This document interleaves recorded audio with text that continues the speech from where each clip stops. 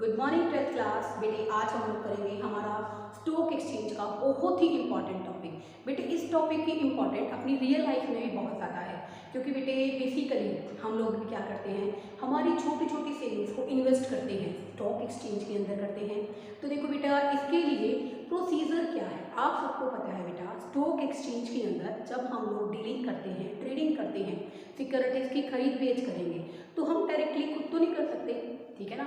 और आप सबको पता है स्टॉक एक्सचेंज में जितनी भी ट्रेडिंग होती है वो सब क्या होती है, ऑनलाइन होती है। तो बेटे इसके लिए पूरा प्रोसीजर है कि आप किस तरह से सिक्योरिटीज़ को खरीदोगे, through the registered stock member. Okay, जो स्टॉक ब्रोकर होगा वो बेसिकली क्या होगा, पूरी तरह से रजिस्टर्ड होगा। उसी की हेल्प से आप लोग क्या करेंगे, सिक्योरिटीज़ को सेल और परचेज करेंगे। There is a proper procedure in which we can do the transactions in a stock exchange. Okay, आज हम करेंगे इसको।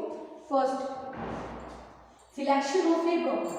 देखो बेटे, हम लोग बेसिकली जितने भी ट्रांजेक्शन्स करेंगे which is done by the authorised member of a share market, जितने भी शेयर मार्केट के एथोराइज्ड मेंबर हैं उनके थ्रू करेंगे, जितने भी स्टॉक ब्रोकर हैं उनके थ्रू सारी ट्रांजेक्शन्स हम लोग करेंगे। ओके, तो देखो बेटा, सबसे पहला काम क्या है, जिसके थ्रू ट्रांजैक्शन करनी है उसका सिलेक्शन करना। Selection of A broker, the broker which must be registered with the SEBI. जो ब्रोकर है बच्चों वो सेबी के द्वारा रजिस्टर्ड होना चाहिए। दूसरी बात, कोई भी इंडिविजुअल, कोई भी पार्टनरशिप फर्म, कोई भी कंपनी क्या हो सकती है, ब्रोकर हो सकती है। बस इसके लिए एक ही बात होना जरूरी है कि वो क्या होना चाहिए, सेबी से रजिस्टर्ड होना चाहिए।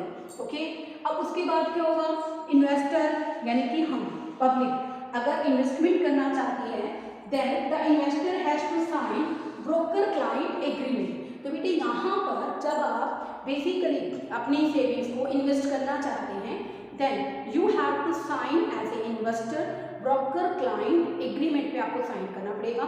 And after signing the broker client agreement you have to provide more details about for the transactions. okay, वो डिटेल कौन सी है, आपका पैन नंबर, आपकी डेट ऑफ बर्थ, आपकी एजुकेशनल क्वालिफिकेशंस, आपका बैंक अकाउंट और आपका address. These all are the necessary information which the investor has to provide the broker। तो फर्स्ट स्टेप क्या हुआ बच्चों, selection of A broker. Second point है बेटे, ये सबसे टिपिकल और इंपॉर्टेंट पॉइंट है, ये क्या है, the opening of demat account. Demat का मतलब क्या होता है, स्टॉक एक्सचेंज इज कंप्लीटली रिंगलेस, यानी कि जो ट्रेडिंग है स्टॉक एक्सचेंज के अंदर वो क्या है बच्चों, पूरी तरह से रिंगलेस है, पेपरलेस है, यानी कि कोई फिजिकली ट्रांसफर नहीं होता है सिक्योरिटीज का, it is just online transfer. Okay, तो इसके लिए बेटे सबसे पहले इन्वेस्टर को क्या करना पड़ेगा, इन्वेस्टर के लिए जरूरी क्या है कि ब्रोकर उसका अकाउंट कहाँ खोले, ब्रोकर उसका अकाउंट क्या करे, डीमेट अकाउंट उसके लिए खोले। डीमेट अकाउंट पर डीमैटेरियलाइजेशन, यानी कि जहाँ पर सिक्योरिटी में जो ट्रांजेक्शन होंगी वो सारी की सारी कौन सी होंगी, ऑनलाइन होंगी। अब देखो बेटे, सेकेंड स्टेप है the opening of demat account. Dealings online है, that's why it is obligated to open depository account. इसलिए बेटा जब सारी की सारी जो ट्रेडिंग है बच्चों वो ऑनलाइन है, इसलिए जरूरी है ना कि क्या किया जाए, बेसिकली इन्वेस्टर के नाम से डीमेट अकाउंट खोला जाए। ओके, अब देखिए बच्चों, तो डीमेट अकाउंट क्या है, डीमेट अकाउंट डीमैटेरियलाइजेशन ऑफ अकाउंट है, जिसको बेसिकली डिपॉजिटरी पार्टिसिपेंट। अब आपको ना तो डिपॉजिटरी पार्टिसिपेंट का मीनिंग पता है ना डिपॉजिटरी का मीनिंग पता है, तो देखो बेटे मैं तुम्हें समझाती हूँ क्या होता है। इन्वेस्टर, जनरल पब्लिक जो इन्वेस्ट करना चाहती है वो डिपॉजिटरी पार्टिसिपेंट के थ्रू क्या होती है, डिपॉजिटरी पार्टिसिपेंट के थ्रू डीमेट अकाउंट होती है। दोबारा से सुनिए, इन्वेस्टर, डिपॉजिटरी पार्टिसिपेंट, कौन है डिपॉजिटरी पार्टिसिपेंट, एजेंट है डिपॉजिटरी का, ठीक है, क्या है, एक एजेंट है, किसका एजेंट है बच्चों, डिपॉजिटरी का, ठीक है। डिपॉजिटरी पार्टिसिपेंट जो कि एजेंट है डिपॉजिटरी का, उसके पास क्या करती है, डीमेट अकाउंट ओपन करती है ताकि जो डिपॉजिटरी सर्विसेज हैं वो अवेल कराई जा सके। दोबारा से यहाँ पर जो इन्वेस्टर है उसका डीमेट अकाउंट ओपन करना है। डीमेट अकाउंट कैसे ओपन करेंगे? Through the depository participant. Okay, depository participant कौन है? यहाँ पर एजेंट है किसका? डिपोजिटरी का। तो इसका मतलब इन्वेस्टर डिपोजिटरी पार्टिसिपेंट की सहायता से, ठीक है, डिपोजिटरी के पास अपना डीमेट अकाउंट क्या करता है? ओपन करता है। इसको कैसे समझोगे? जैसे हम लोग बैंक में पैसे जमा कराते हैं तो वहाँ हमें अकाउंट खोलना होता है बेटा, अकाउंट खोलना होता है ताकि हम लोग नंबर ऑफ टाइम बेसिकली पैसे को जमा करा सके और पैसा विड्रॉल कर सके। तो इसलिए बेटा जो डिपोजिटरी होता है हमें उसके पास डिपोजिटरी पार्टिसिपेंट जो कि डिपोजिटरी का एजेंट है, ठीक है, उसके थ्रू हम लोग डिपोजिटरी सर्विस प्रोवाइड करने के लिए डीमेट अकाउंट किसका खोलेंगे? इन्वेस्टर का। तो देखो बेटा डिपोजिटरी सर्विस क्या होती है? ये एक सर्विस है जिसकी सहायता से हम लोग क्या करते हैं? ओनरशिप को ट्रांसफर करते हैं। तो जो डिपोजिटरी है वो क्या करता है? डिपोजिटरी सर्विसेज प्रोवाइड करता है। डिपोजिटरी सर्विसेज क्या होती हैं? वो ओनरशिप जो सिक्योरिटीज की है उनको ट्रांसफर कर देता है।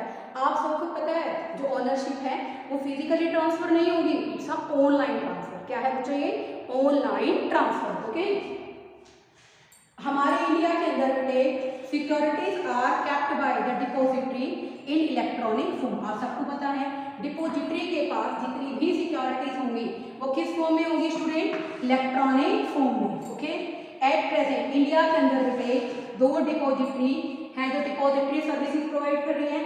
एक तो है बच्चे NSDL यानी कि नेशनल सिक्योरिटी डिपोजिटरी लिमिटेड। दूसरा है बच्चों हमारा CDSL, इसका मतलब क्या है? Central depository service limited. अब देखो बेटे बेसिकली जो हमारा डिपोजिटरी पार्टिसिपेंट है वो डिपोजिटरी का एजेंट है। क्या है बच्चों? डिपोजिटरी का एजेंट है। तो बेटे नो डाउट यहाँ पर in accordance with the SEBI guidelines, SEBI की गाइडलाइंस के अकॉर्डिंग बेटे कोई भी बैंक, कोई भी स्टॉक ब्रोकर क्या हो सकता है? डिपोजिटरी पार्टिसिपेंट हो सकता है, जिसके थ्रू डिपोजिटरी के पास डीमेट अकाउंट खोल के सिक्योरिटीज में इन्वेस्टर के अकाउंट यानी कि इन्वेस्टर का अकाउंट कौन सा है? यहाँ पर डीमेट अकाउंट, उसमें डीलिंग की जा सके। ओके, अब इसकी मेन एक्टिविटीज क्या है? डिपोजिटरी पार्टिसिपेंट्स क्या करता है? पहला क्या करेगा? Opening account of investor. Investor का कौन सा अकाउंट है बच्चों? Demat account. किसके पास होता है? डिपोजिटरी के पास होता है। Okay, second one maintaining the balance of share. Share का जो बैलेंस है उसको वो क्या करता है? मेंटेन करता है, बताता है कि एट प्रेजेंट इन्वेस्टर के अकाउंट में कितनी सिक्योरिटीज हैं, किस किस तरह की हैं, नंबर ऑफ शेयर्स कितने हैं, नंबर ऑफ डिवेंचर्स कितने हैं। ओके, अब लास्ट पॉइंट है बच्चों यहाँ पर हमारा sending the account statement to investor from time to time. और बेटे इन्वेस्टर्स को टाइम टू टाइम उसके अकाउंट्स के बारे में स्टेटमेंट सेंड करता रहता है। तो बेटे these all are the main activities of depository participant. आगे स्टूडेंट इसके बाद हमने डीमेट अकाउंट ओपन कर दिया। जो थर्ड स्टेप है बेटे वो है प्लेसिंग ऑर्डर। ऑर्डर प्लेस करने का मतलब क्या है? After opening of demat account जो हमारा इन्वेस्टर है वो क्या करता है? ऑर्डर प्लेस करता है ब्रोकर को। अब देखो बेटे यहाँ पर after opening of demat account investor can order to the broker. किस बात के लिए ऑर्डर करेगा? सिक्योरिटीज को सेल परचेज करने के लिए, कि वो किस तरह की सिक्योरिटी खरीदना चाहता है, कितने में खरीदना चाहता है। ठीक है, तो बेसिकली यहाँ पर डीमेट अकाउंट के ओपन होने के बाद इन्वेस्टर बेसिकली ऑर्डर किसको करेगा? ब्रोकर को करेगा कि मुझे इतनी सिक्योरिटीज खरीदनी है। ठीक है, while placing the order investor give the detail description of securities. Detail description का मतलब बच्चों यहाँ पर क्या है कि उसको किस तरह की सिक्योरिटी कितने प्राइस में अवेलेबल चाहिए। तो बेटा इसके लिए इसको हम कहते हैं placing an order. Third point है हमारा ऑर्डर प्लेस करना। फोर्थ है स्टूडेंट स्टार्टिंग ऑनलाइन मैचिंग। अब क्या होगा? आपने एज ए इन्वेस्टर ब्रोकर को ऑर्डर दे दिया बेसिकली कि मुझे ये सिक्योरिटीज खरीदनी है, इस कंपनी की खरीदनी है, इतने प्राइस में खरीदनी है। उसके बाद वो ऑनलाइन जाएगा, ठीक है ना। ब्रोकर क्या करेगा? ऑनलाइन जाएगा और वहाँ पर क्या स्टार्ट हो जाएगा? हमारा मैचिंग प्रोसेस। क्या स्टार्ट हो जाएगा? Matching process. देखो बेटे the broker will go online and connect the main, और अपने आप को ऑनलाइन जाकर किसके साथ कनेक्ट करेगा, स्टॉक एक्सचेंज के साथ, ठीक है, और match the share with best price available. देखो बेटे बेसिकली क्या होगा, starting online matching, broker online जाएगा और अपने आप को ऑनलाइन जाकर मेन स्टॉक एक्सचेंज से कनेक्ट करेगा और बेटर डील को क्रैक करने की कोशिश करेगा ताकि हमें जो सिक्योरिटीज हैं अच्छी कीमत पर अवेलेबल हो जाए। उसके बाद बच्चों communicating mention price to the broker's terminal. अब वो क्या हो गया बेटा, स्टॉक एक्सचेंज से कनेक्ट हो गया ताकि इसको बेटर डील मिल सके। अब स्टॉक एक्सचेंज क्या करेगी, जितने भी ब्रोकर टर्मिनल हैं वहाँ पर शेयर के जो प्राइस है वो उनको बता देगी, अवेलेबल करा देगी, ताकि जिसको सिक्योरिटीज खरीदनी है ब्रोकर को इन्वेस्टर्स के लिए वो उनको क्या कर सके, खरीद सके। तो देखो बेटे कम्युनिकेट होता है भाई एक तरह से मैसेजिंग करना, ठीक है, communicating mention price to the broker's terminal when the shares can be bought और sold at the mention price. Mention price इसको सेल परचेज करेंगे, it will be communicated to the broker's terminal. हर एक broker terminal पर क्या होगा बच्चों,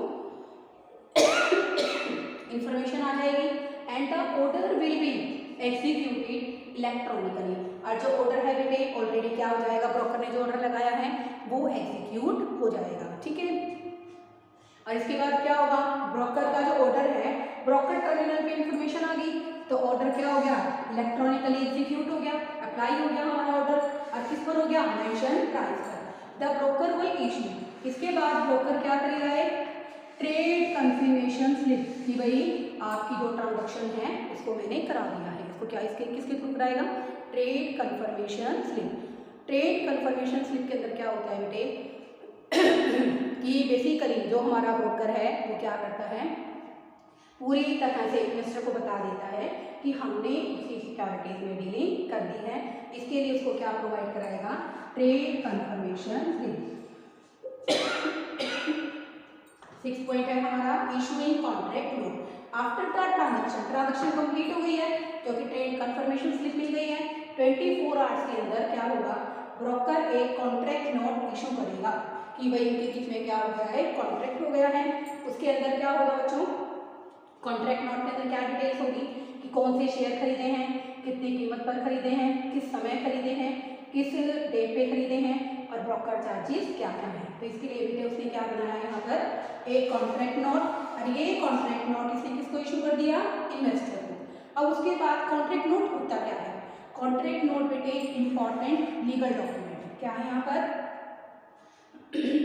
एक लीगल डॉक्यूमेंट है, ए यूनिक ऑर्डर कोड। इसके लिए बेटे क्या होगा, जैसे बेसिकली एक लीगल डॉक्यूमेंट जो है क्या है बेटे, कॉन्ट्रैक्ट नोट क्या है, लीगल डॉक्यूमेंट है। इसके यहाँ पर जो लीगल डॉक्यूमेंट अप्लाई होगा, a unique order code number assign किया जाएगा हर एक ट्रांजेक्शन के लिए। कौन असाइन करता है, स्टॉक एक्सचेंज। जैसे बेटे हमें भी मिलता है ना, हम लोग ऑनलाइन ऑर्डर लगाते हैं, ठीक है, तो हमें भी एक ऑर्डर नंबर मिलता है, वो यूनिक होता है, उसके थ्रू हम लोग क्या करते हैं, डीलिंग करते हैं। तो इसके लिए बेसिकली क्या होगा, यहाँ पर हम लोग क्या करेंगे कि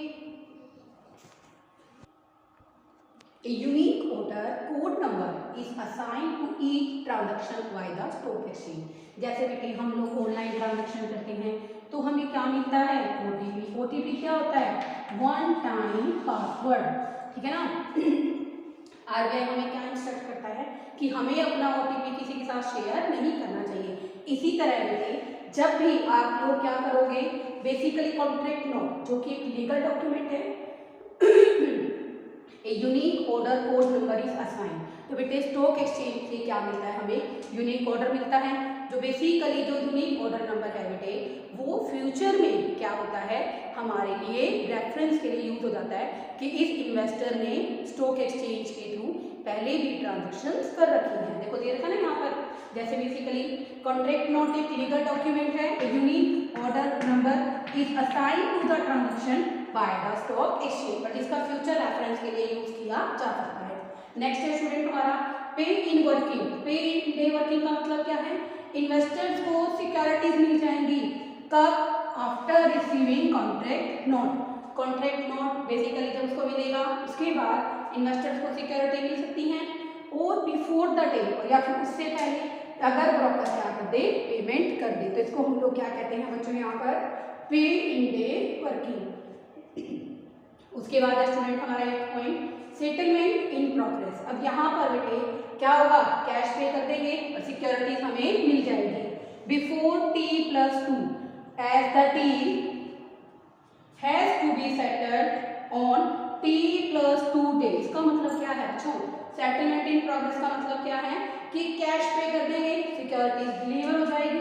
T+2 का मतलब है बेटे बेसिकली T माने the day of transaction plus 2 days after that it will be settled. Okay, तो देखो बेटे कोई भी ट्रांजैक्शन हम लोग मंडे को करेंगे, ओके, तो T यहाँ पर क्या है, Monday the day of transaction, और +2 का मतलब क्या है, 2 दिन बाद उस ट्रीट को क्या किया जाएगा, सेटल किया जाएगा।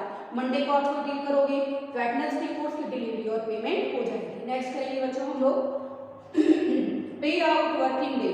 पे आउट वर्किंग डे किसको कहते हैं बेटे, ऑन T+2 डेज एक्सचेंज हो जाएगा शेयर्स का, पेमेंट कर देगा ब्रोकर, ठीक है, और 24 आवर्स में ब्रोकर को पेमेंट करना जरूरी है।